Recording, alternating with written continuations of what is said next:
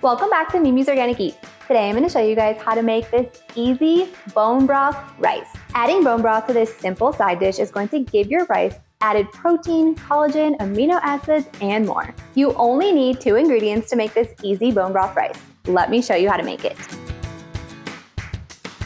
Today we're making bone broth rice. And I love using bone broth to make rice because it adds collagen, protein, nutrients, and more to a simple white rice. And so I just have a couple ingredients here. All you guys are going to need is organic jasmine rice and then organic bone broth. And I'm using Kettle and Fire beef bone broth here. You guys could use chicken as well. You could also use one of their flavored bone broths like a turmeric ginger or a mushroom chicken. That would totally be okay too, and it would naturally flavor your rice. So the process of making bone broth rice is identical to making regular rice. All we're going to do is replace the water in rice with bone broth. And making this one simple adjustment when you guys make rice can give your rice so many more added health benefits and more flavor. So the first thing you're going to need is a pot with a lid. I just have my Caraway 1.75 quart pot, and this works perfectly for this recipe. And if you guys have a rice cooker, you could also use that as well. That's totally fine, but I'm just gonna make the rice over the stovetop the old-fashioned way. So first we're gonna add 1 cup of rice to our pot.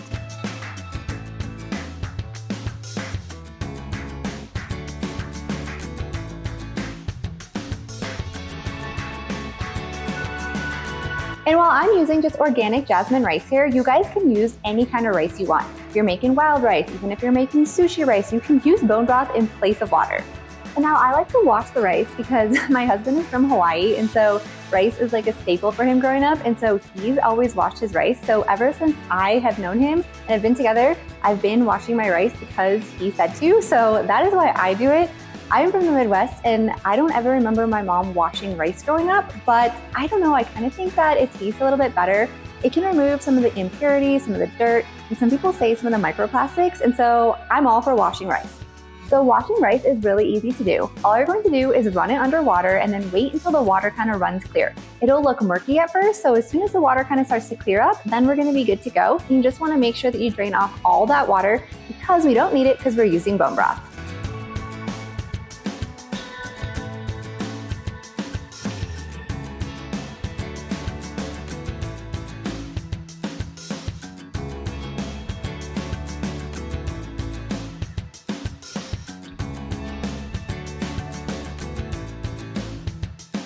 So once the rice is washed, you can use a strainer to strain off the water. You can use your hand like I was doing. You can use the lid of the pot, whatever works. But it's nice to strain the rice this time because we don't need any water in this because we're using bone broth.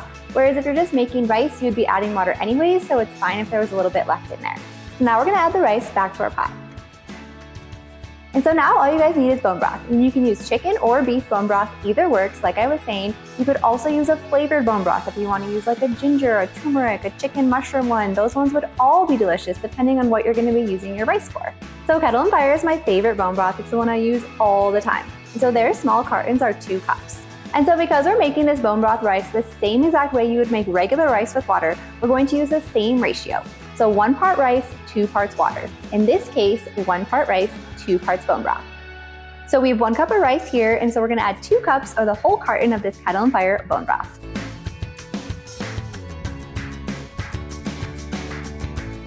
And if you guys are a little bit short on bone broth, say you only have 1 cup, you can use 1 cup of bone broth and 1 cup of water. That is totally fine. You're still gonna get some added flavor and added health benefits from the bone broth. So now it's time to put our rice on the stovetop. And so to cook rice on the stovetop, we're gonna put this over high heat. And as soon as the water, or in this case, bone broth, starts to boil, you're gonna reduce the heat to a low simmer and then cover with a lid. And then you're gonna continue to cook on that low simmer for about 15 to 25 minutes. And I'm giving kind of a larger range because depending on where you are at altitude, it can take longer or shorter to cook. If you guys are cooking at a higher altitude, it's gonna actually take you longer to cook this rice versus if you're cooking at sea level, it's gonna be a little bit faster. As soon as I put the rice on the stovetop, I like to give it a little stir. This will just ensure that the rice is evenly spread across the pan.